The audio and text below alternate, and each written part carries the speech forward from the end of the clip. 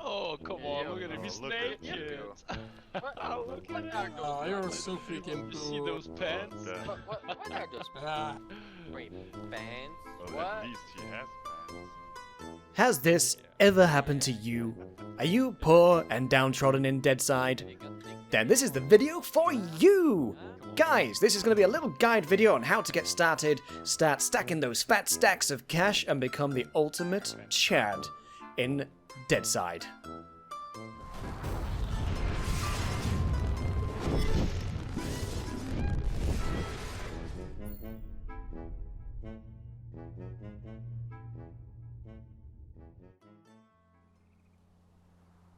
Alright guys, welcome, let's get going. Now I'm not going to do like a top 10 tips and tricks and guide, it's going to be fairly in depth, so please do bear with me.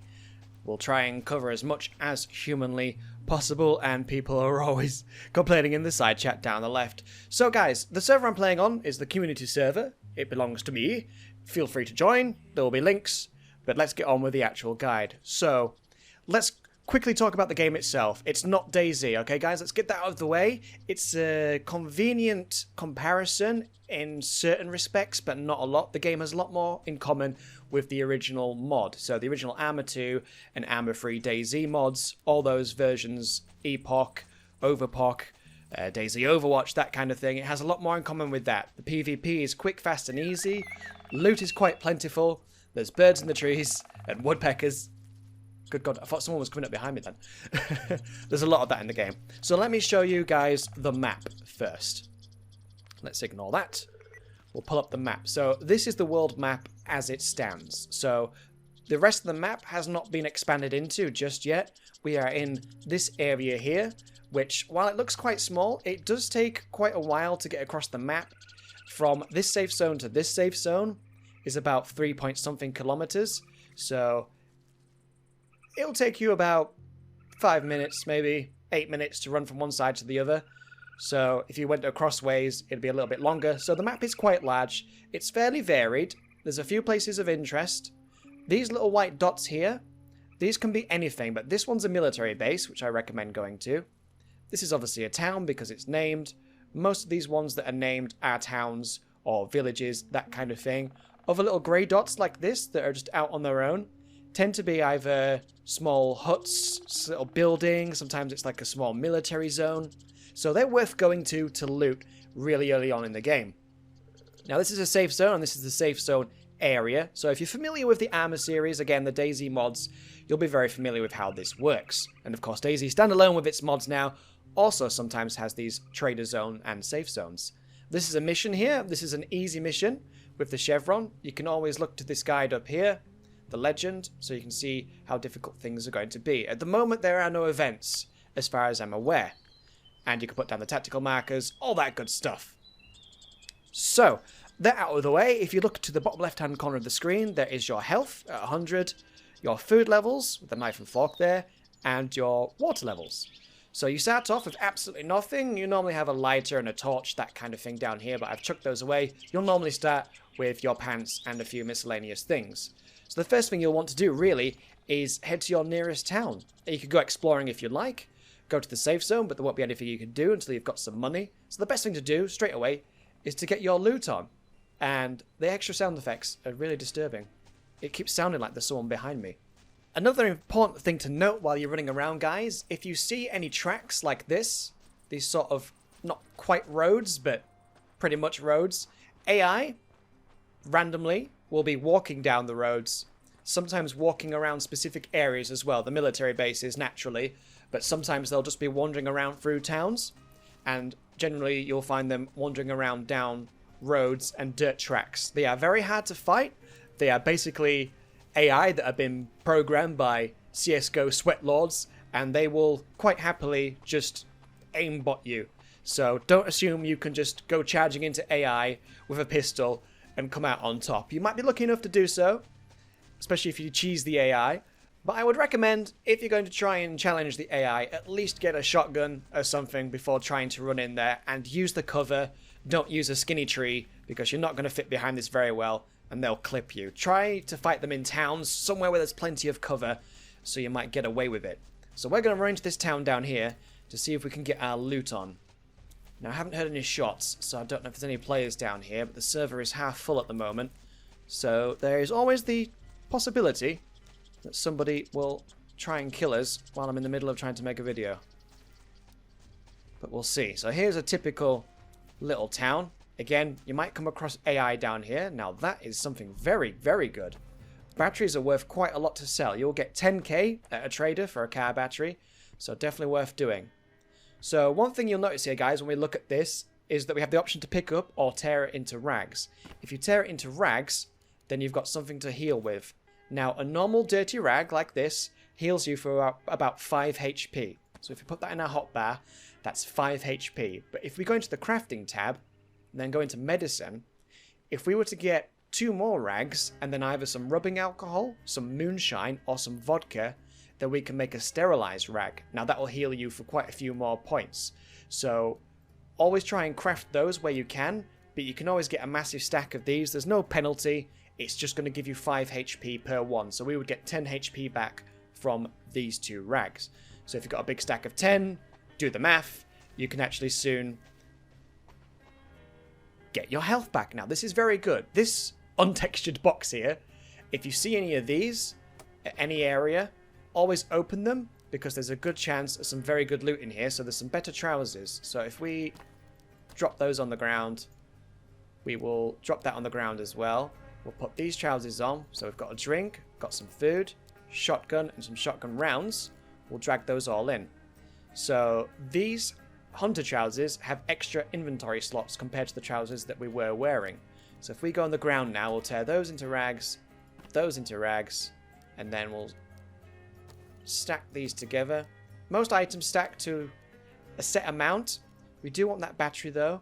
I don't need the food as much as I need the other stuff, so we'll take that battery because that's going to be worth a pretty penny. Now with some of the shotguns, guys, you can press X to change the fire rate. Oh god, I hope that's an AI. To change the fire rate, that's a better shotgun actually, so let's chuck that on our back and pick that one up. Is this a player I'm going to have to fight?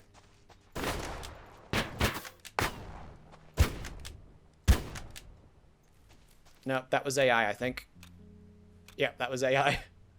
But yeah, they came out of nowhere. Hopefully that's just 2 on patrol. So again, we'll tear those trousers into rags. We'll check what ammo they've got in there. That's a pretty good gun, the S85, so we'll pick that up.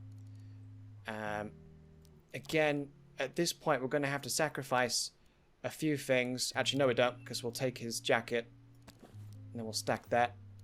So as you can see, we are making some good progress here. Someone's just gone into this house across the way. That's AI.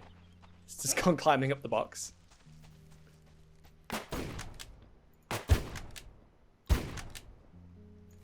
Nailed him. Alright. So we're making a lot of noise, so let's not stick around here for too long. So that's a lighter, we can sell that. And then again, we'll tear that into rags, go onto the ground, stack these up. Perfect. So until you get a large backpack, you can't put guns in backpacks just yet. Oh, I'm having some FPS drops. Early access games for the win. Cigarettes, pack of cigarettes to sell. Some base building planks here. Now you can't sell pretty much any of the base building materials. So unless you're planning on building a base, don't bother picking up any base materials just yet. Because you can't sell them or do anything special with them. AI can sometimes have backpacks, so it's always worth checking to see if they have. Now a pistol we can fit in our pockets, so we'll take that. Got enough rags so we won't mess around picking up any extra. Little tip, guys. Obviously with it being a new game, sometimes loot spawns and stuff might be in a random position because, you know, early access. If you press tab, just like DayZ standalone, you have like an area of effect where you can pick things up. So if you go into a room and it looks empty, just try pressing tab a couple of times as you walk around. Because if you've maybe not seen that, or it's, you know, spawned under that mattress or something, you're into this room, press tab, there you go. You didn't even know it was here, you just ran into the room, didn't see anything. Always press tab when you hop into a room, just in case there's any goodies hidden away that you can't see. Because things like lighters, while they're not worth much, always worth picking up because you can sell them. So tab is your friend. you don't think there's anything in here, just tap it. Just tap tab. Tap the tab. Pretty much like how I want you guys to tap that subscribe button and tap the like button. I would really appreciate that. There's a smooth transition. So it looks like there's nothing in here, and we can confirm there isn't just by tapping tab. Anything in here? Nope. This house was absolutely bare empty. Now, loot does spawn in cars. Sometimes it's hard to see, so again, just tapping tab when you run next to a car is always beneficial, just in case there's some loot that's maybe underneath or hiding on a seat that you can't see properly. Like there's this van coming up. Maybe it's got some loot. There's a car here hiding in a bush. Tapping tab. Nothing in there by the looks of things. We'll just check the other side. What about this truck? Anything nearby? No, we can confirm that there's nothing there.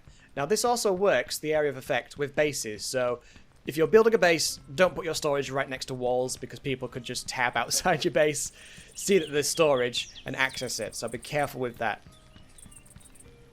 So now we've got a little bit of loot. Best thing to do now is probably to head back to the traders and sell what we've got. Especially with things like that car battery, that's worth a pretty penny.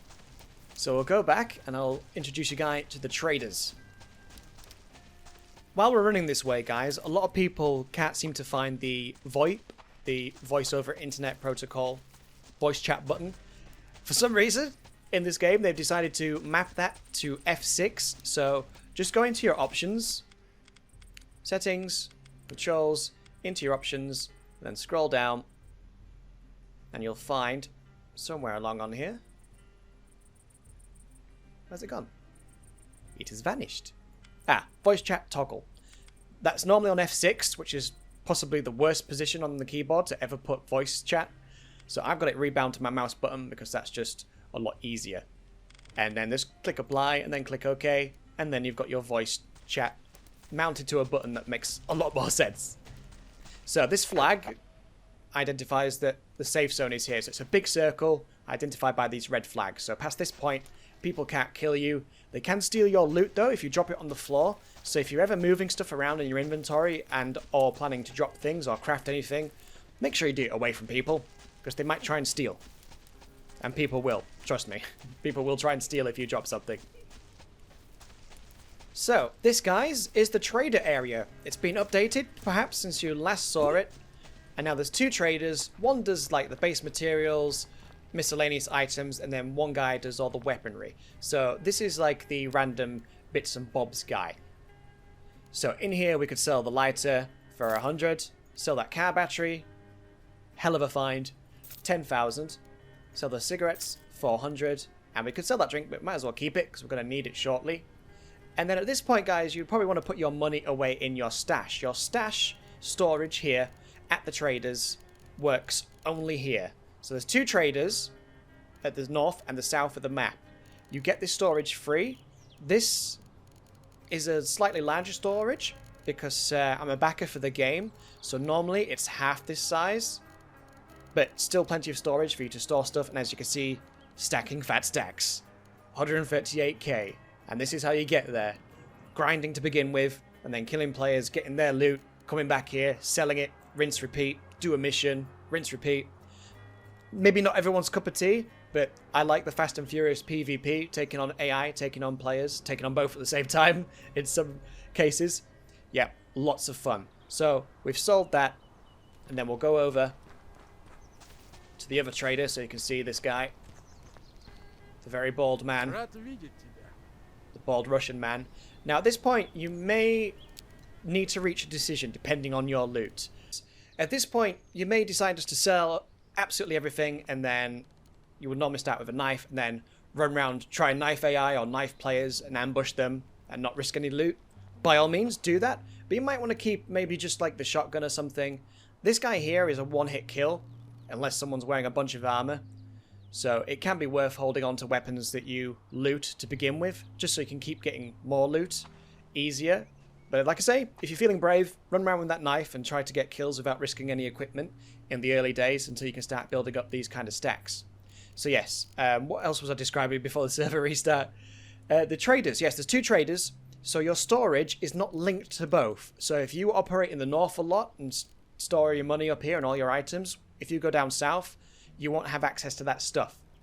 So your storage cannot just be magically accessed between both traders. So that's a good thing, I think. It means you have to travel between the traders if you're doing certain things. And then risk, you know, moving money from one to the other if you want to buy something with your money that's stored at either end. So while we're in here, we'll sell that pistol. And we'll put our rags up here. And I'm going to sell that because I'm quite happy to run around with the shotgun. So we'll stack that in there. The bullets we have to sell in stacks of 100. We've got some in there, so we'll sell that stack of 100 from our inventory. Pop that in there. Pop the money in there, safekeeping. And then all we're going to lose if we go out and die is just what we've got here. So that was a really quick introduction to do stuff in the game at the moment. So there is more crafting and stuff that you can do, guys. So if you can't find a bag, you could always craft one from one rope that you would find out in the world and then save up those rags like we have been doing. So if I found one rope now out in the world, I could craft a bag for carrying stuff. Containers, a storage container that anyone can access, by the way. But if you need to store something, like a spare weapon, maybe you're going to try and attack somebody at their base and you don't want to risk all the loot that you're going to go out with, or you want some spare weapons to take with you, chuck them in a box, but bear in mind if you don't hide it well, other people can open it. The base material, now the base system is really long and complicated, so I'm not going to show that right now, but what I will do is describe it to you. So you chop a tree to get your wooden logs, and then from your wooden logs, once you've got the necessary tools, so you need a saw, for example here, and you would buy that or find it in the world. So you could buy it here. You would need obviously the axe to chop down the tree, a hammer for hammering nails, and a saw for sawing wood. Now you just need these two. You just need these to be in your inventory. You don't have to use them. You don't have to equip them or anything. You just need them in your inventory to be allowed to do the crafting. So if you had a saw here and you had your wooden logs, 2 wooden logs, saw, you don't use the saw technically speaking, if you catch my drift. You just need it to be able to do this crafting. And then once you've got the materials, you'd have a land claim, so like the plot pole. And you'd need your wooden planks, nails, hammer, and the saw in your inventory in order to craft that. Same for storage, scaffolding, and then putting the walls and the doors onto your scaffolding. So it's quite long and drawn out, quite difficult to do solo, but if you're in a group, it's not quite so bad. It's not the greatest base building system I've seen, but it is functional. It just takes a long while, so that's why I'm not going to show it in this video. We could save that for another time. This is just basically a quick tutorial, as quick as it can be, in order to describe the basic things you need to know to actually survive. So again, on the map, loot the towns, take it back, sell it. Easiest way to get started. Then you'll find out which weapons you're most comfortable with, and then you'll take something like an assault rifle into a mission, and then try to do the mission, get some stuff from it, and then come back and sell. And speaking of missions, what we'll do is we'll wait for one to pop up, because there's been a lot of confusion about how missions work, so I'm going to show you how it works, attempt to try and finish one on my own. Okay guys, well, there isn't a mission here right now, but I can show you the area and how it works. So you'd normally have one that pops up at the top of the map in the north, and then in a kind of an L shape down here, right here. A lot of the other missions spawn down here, usually on or close to these little dots. So you can loot them when the mission's not there, and sometimes there will be AI, but obviously not as much or as difficult as an actual mission. So what we'll do is sort of show you the area and how the mission works. So this is the one in the north. Now there can be different difficulties of the mission, anything from easy to epic, which is like the legendary tough one, where the AI are even more aimbotty than usual, and will happily one-shot you with normal gear. So just be aware of that, it is not easy at all. So normally around here there'll be lots of AI shooting the absolute crap out of you, and you will die, and you'll die a lot. But when you complete the mission, guys, there'll be some boxes, some tall green boxes. Now there's usually 4, there'll be one about here. And then if we go down here, there's usually a second box that appears over here. Now they all appear at once, but you can only open one of them. So when the mission completes, it says successful, one box will become highlighted. Now it could be any one of these 4. I don't know if it's random or if it's depending on the difficulty of the mission which one opens. And there would normally be another one about here next to this truck. And then, of course, one in the main building at the top. So yeah, we're not fully sure whether it's depending on the type of mission or if it's just completely random which box opens, but you can only open one and it will be highlighted, and the last one is just in that corner there. So you'd clear out all these rooms of AI, and then eventually it will say the mission has been successful. Sometimes the AI can get dragged away from the mission, so do be aware that you might have to go for a bit of a hunt. And so guys, as we enter the 20-minute mark of the video, I'm going to say goodbye and farewell. That is pretty much all the basics and all the essentials that you need to know to have a good idea of how to get started in the game, and then make your own way from there. If you've got any questions, guys, put them in the comments down below and I'll try my best to answer them. Of course, it's early access, things could change at any point, but I will do my best to make sure that all the information below is accurate. If you would like to join my server in particular, there'll be a link in the description down below. I'm also going to throw out NightKingdoms server there as well in the US, because I do play and stream a lot there with RayKit right now, another YouTuber. Again, I'll put his link in the description down below if you want to go check out his content. And guys, I will see you in the next one, so take care, be safe out there while this lockdown is still happening, if it's happening in your country. Be safe, wash your goddamn hands, try and keep clean, and don't do anything silly. Don't risk anything right now, guys. It's not worth it. Things are just starting in a lot of countries to start to settle down, so let's try and keep it that way, flatten the curve, and then hopefully we can all get back to usual work and usual life pretty soon. Once again, guys, thanks for watching. Hit that like button, smash that subscribe button, subscribe to the bell, ring the like button, you know, do all those things, and I'll see you guys in the next one.